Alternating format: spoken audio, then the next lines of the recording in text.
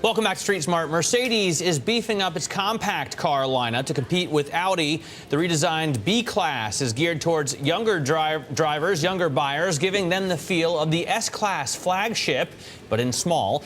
Chris Reiter from Bloomberg News has been following Mercedes' shift into compacts and joins us on the phone from Berlin. Chris, thanks for staying up so late for us here on Street Smart. We appreciate it. Let's talk about what we're going to see in these new cars. What is Mercedes adding as far as bells and whistles to the little ones?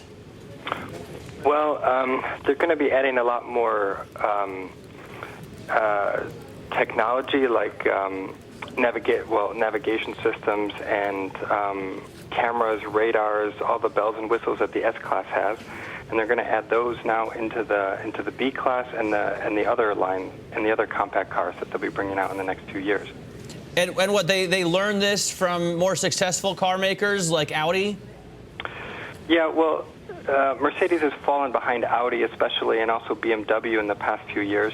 And so they've realized that they have to do something to attract a younger customer base, because their customers tend to be older than their main rivals, and that means, at some point these customers stop buying cars. And in order to remain attractive, and even to people as they get older, they want to feel young too, and so they have to add these bells and whistles to the smaller cars in order to get these people.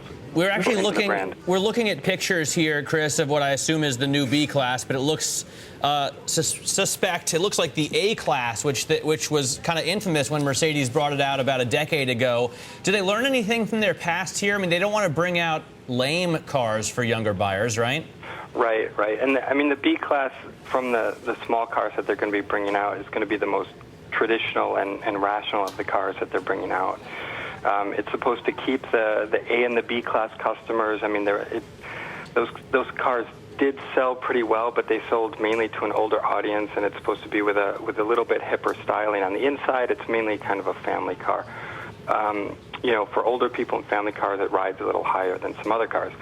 But the other models that they're bringing out will be a lot different, and the A-Class, which is different from anybody who knows what the A-Class looks like, it's going to be a sporty compact, more in the mold of the BMW 1 Series or the Audi A3, and that's going to be a key difference maker for Mercedes. Chris, what's the thinking among the analyst community, the car community specifically? I mean, can Mercedes play catch up with Audi and BMW when it comes to some of these smaller cars and that are really geared towards that younger audience? Well, it really remains to be seen, I think. Mercedes has had this image as a very elegant, luxurious upscale car, very safe, and it remains to be seen whether they can adjust their image in a way that appeals to the younger driver, to up and coming, the 30-somethings that are coming into the age where they might be able to spend $20,000, $30,000, $40,000 for a car. I was just going to ask Chris what this means for price, because one of the benefits of buying a car that doesn't have a navigation system or internet connectivity is that it's cheaper, right? I mean, when you add a touchscreen, a navigation system, when you add all these bells and whistles, does that boost the price a little bit too much for the youth of today? It could be. I mean, Mercedes is traditionally more expensive than Audi and BMW, so they have to find a price point that gets buyers into the brand. But at the same time, by using this technology from the S-Class and the E-Class, they're able to get the economies of scale in a sense, and maybe offer it a little bit cheaper on these smaller, cheaper cars in order to get people into the brand, because it'll be the E and the S-Class that are really bringing in the profits for them.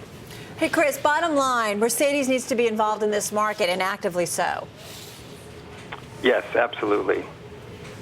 All right. Yeah, go ahead, finish. Yeah, no, I mean, it's a key market for them. I mean, the compact cars that they've had up to now really haven't done for the brand what they've needed them to do. So this is a big play for them. This is their growth play. This is to see if, Mercedes has a future really in, for decades to come. Chris Reiter, thanks so much for joining us from Berlin, where, if I'm not mistaken, it's 11 p.m.